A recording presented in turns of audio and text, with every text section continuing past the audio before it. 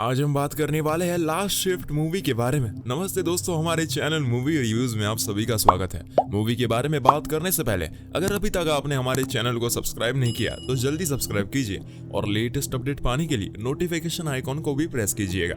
Last shift साल 2014 में आई, जो कि एक अमेरिकन साइकोलॉजिकल हॉरर फिल्म है जिसको डायरेक्ट किया है एंटनी डिप्लेसी ने। इस फिल्म में मेन कैरेक्टर है जूलियाना आरकेवी, जो कि एक पुलिस ऑफिसर है और इस डरावने पुलिस स्टेशन में आखिरी नाइट ड्यूटी करने वाली थी, क्योंकि ये पुलिस स्टेशन परमानेंटली क्लोज होने वाला था। अब इनके साथ जो इस पुलिस स्टेशन में घटनाएं घटने वाली है वो आप इस एक्सप्लेनेशन के माध्यम से जानेंगे।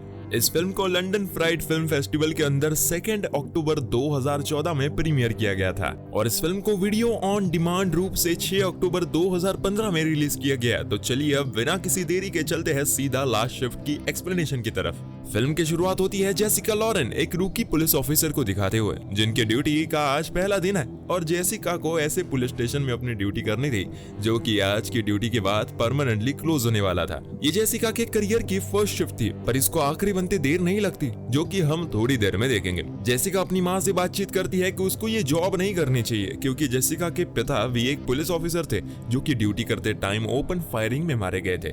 अब जेसिका के पुलिस ऑफिसर बनने का मकसद तो हम सबको समझ ही आ गया कि वो अपने पिता जैसा काम करना चाहती थी, पर उसकी माँ का भी डर जायज था। खैर, अब अपनी माँ का फोन कट करके जेसिका पुलिस स्टेशन में एंट्री लेती है, जहाँ पर सरप्राइजिंगली कमांडिंग ऑफिसर को हम कुछ अजीब सा बिहेव करते हुए देखते हैं और जेसिका को देखते ही फोर्स को पीछे मुड़ने के लिए बोलते हैं। थोड़ी इन्वेस्टिगेशन के बाद वो जेसिका को पुलिस स्टेशन का एक ब्रीफ टूर करवाता है, जिसके दौरान वो जेसिका को एक्सप्लेन करता है कि कुछ ही देर में हैशबैग टीम यहाँ पर आएगी बचे हुए एविडेंस और कुछ टॉक्सिक सब्सटेंसेस को लेने के लिए, और जेसिका को यहाँ सुबह के 4 बजे तक ड्यूटी करनी थी। वो इस ड्यूटी को छोड़कर बीच में नहीं जा सकती थी, अदरवाइज उसकी नौकरी खतरे में पड़ सकती थी। अब जाने से पहले पुलिस ऑफिसर कोहिन अपना फोन नंबर जेसिका के पास छोड़ जाते हैं इन केस कोई इमरजेंसी हो जाए। जेसिका पुलिस स्टेशन में अकेली थी और कुछ देर बाद से वो सो जाती है, लेकिन पीछे से कुछ आवाज आने के बाद उसकी नींद टूट जाती है। कुछ देर चेक करने के बाद में वापस आती है और अपना डिनर करती है,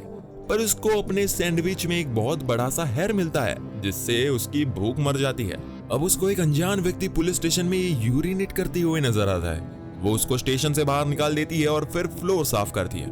अब इसी बीच जेसिका को मोनिका नाम की एक लड़की के कॉल्स आ रहे थे, जिसकी जान खतरे में है, वो ऐसा बोल रही थी।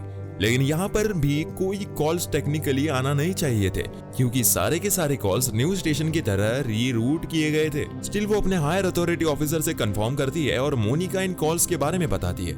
उन सभी का कहना था कि ऐसा होना पॉसिबल नहीं है, लेकिन वो फिर भी एक बार चेक करके लगे। अब फिर से जेसिका को आसपास कुछ आवाजें सुनाई देती है। जाकर देखने पर उसको काफी कुछ अजीब चीजें दिखाई देती है, लेकिन अब जेसिका एक लॉकर रूम के पास पहुंचती है, जहां पर उसको अपने पिता के लॉकर रूम में एक पार्क की फोटो मिलती है जब वो बहुत छोटी थी।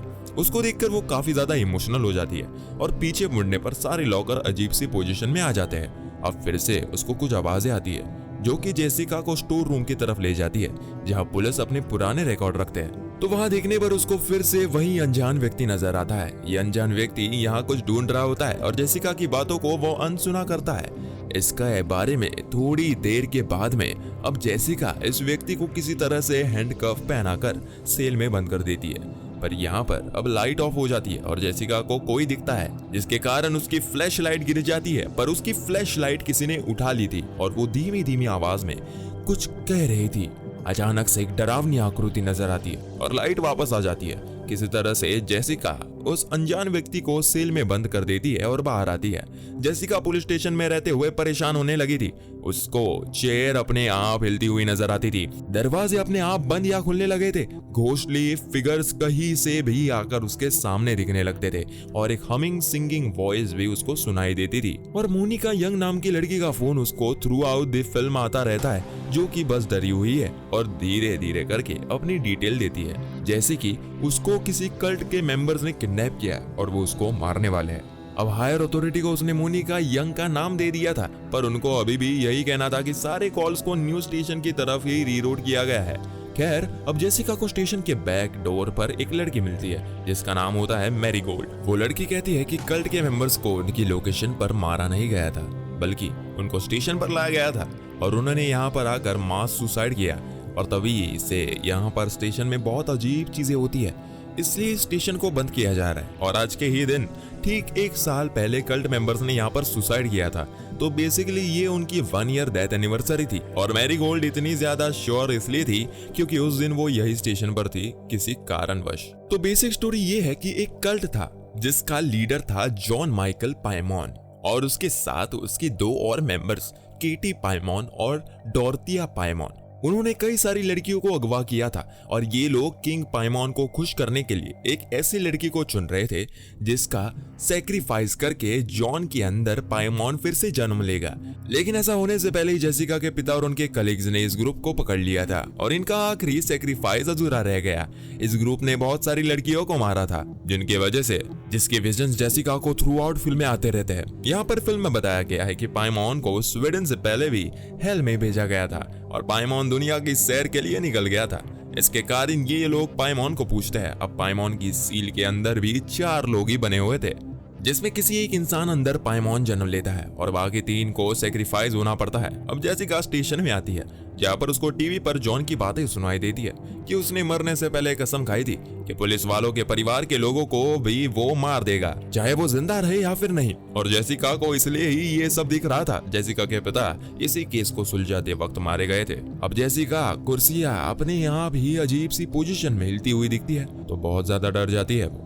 पर तभी उसको स्टेशन के मेन गेट पर रायन प्राइस मिलता है, एक पुलिस ऑफिसर जो कि जेसिका के पिता के साथ इस केस में ड्यूटी पर था।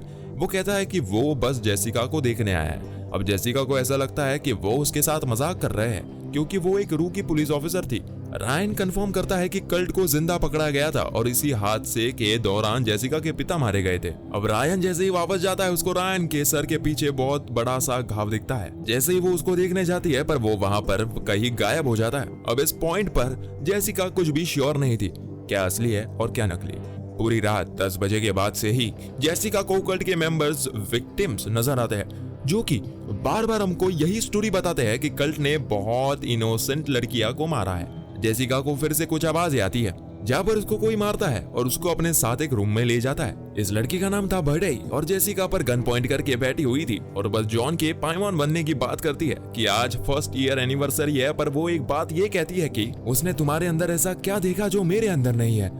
इसका मतलब ये था कि जेसिका फाइनल विक्टिम होने वाली थी इसलिए उसको ये सब दिखाई दे रहा था। खैर बर्डे जेसिका के सामने ही खुद को गोली मार लेती है। जेसिका को अब एक डिफॉर्म लड़की नजर आती है जो कि उसको डराने की कोशिश करती है पर वो लड़की अपने आप ही गायब हो जाती है जब जेसिका अपनी आंखें बंद करती है। और अब जेसिका इतनी ज्यादा डर गई थी कि वो स्टेशन के मेन डोर पर गोलियां चलने लगती है ताकि गेट खुल जाए पर वहां पर कोई भी असर नहीं होता। अब यहाँ पर जेसिका को अपने पिता का कॉल भी आता है कि वो चाहते हैं कि वो अपने पिता को इंसाफ दिलाए और यहीं पर रहे। जेसिका को अब उस अनजान व्यक्ति की आवाजें आनी बंद हो गई थी जो बहुत देर से चिल्ला रहा था। सेल को खोलने पर वो बहुत ही ज्यादा अजीब सा बिहेव करता है और बस जेसिका की सारी बातें मानता है जबकि पहले वो उसकी कोई भी बात नहीं सुनता था। बट टू हर शॉक वो जैसे ही पलटता है उसकी आंखें पीली हो चुकी थी और वो मर चुका था। तो मैं आपको इस अनजान व्यक्ति का राज बताता हूँ। हालांकि फिल्म में इसके बारे में बताया नहीं गया है पर मैंने ये इन्फॉर्मेशन डायरेक्टर के इंटरव्यू से निकाली थी कि आखिर इस व्यक्ति का राज है क्या। तो दोस्तों इस व्यक्ति की जो बेटी थी वो इस कल्ट की मेंबर बन चुकी थी क्योंकि इसके पिता ने यानी कि इसके व्यक्ति ने उसको बचपन में काफी मोलेस्ट किया था और जिसके कारण से ही वो जॉन के चक्कर में आ गई और उसने कल्ट को ज्वाइन कर लिया जहां वो मारी गई थी। अब इस व्यक्ति को उस बात का दुख था और उसके मरने के 1 साल के बाद वो यहाँ स्टेशन में उसकी कुछ चीजें ढूंढने आया था जो कि वो स्टोर में ढूंढ रहा था। अब मुझे लगता है जब इस व्यक्ति को जेल में जेसिका ने बंद किया तो ये बाहर आने के लिए गिड़गिड़ा रहा था और इसका ये हाल इसी की बेटी ने किया होगा जो कि इससे बदला ले रही थी। तो दोस्तों इस व्यक्ति का राज आपको समझ आया होगा। बाकी सारी भूत और लड़कियां कोई और नहीं बल्कि इसी कल्ट की मेंबर्स थी जिनकी जान यहाँ पर गई थी। अब जेसिका ये सब देखने के बाद उसी सेल के अंदर जाती है जहाँ पर उसको जॉन पाइमॉन के साथ बाकी 2 और मेंबर्स नजर आते हैं। जॉन यहाँ पर पूरी तरह पाइमॉन के कंट्रोल में नजर आता है और जेसिका को डराता है। स्टेशन का फोन रिंग होता है और हायर अथॉरिटी बताती है कि मोनिका यंग 1 साल पहले ही मारी जा चुकी है इस कल्ट के द्वारा और वो आखिरी विक्टिम थी। अब यहाँ पर जेसिका को वो ऑफिसर बताता है कि ये जगह हॉन्टेड है और इसीलिए यहाँ से सब कुछ शिफ्ट किया जा रहा है।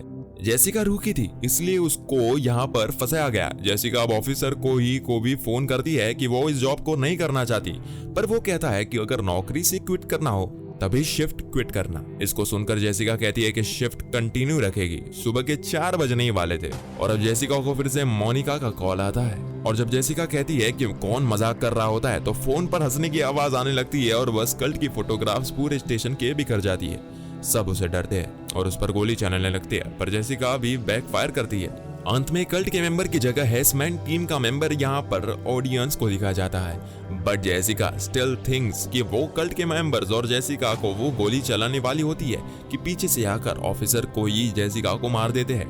अब जैसे ही जेसिका थोड़े से सेंसेस में आती है तो वो देखती है कि वहाँ हेसमैन टीम थी जो कि कुछ चीजें कलेक्ट करने आई थी, जैसे कि ऑफिसर को ही ने शुरुआत में बताया था और उन्हीं को उसने मार दिया। अंत में बस जेसिका वही टोन लगाने लगी थी जो कि मैरी गोल्ड और बाकी कल्ट मेंबर्स ने गाई थी।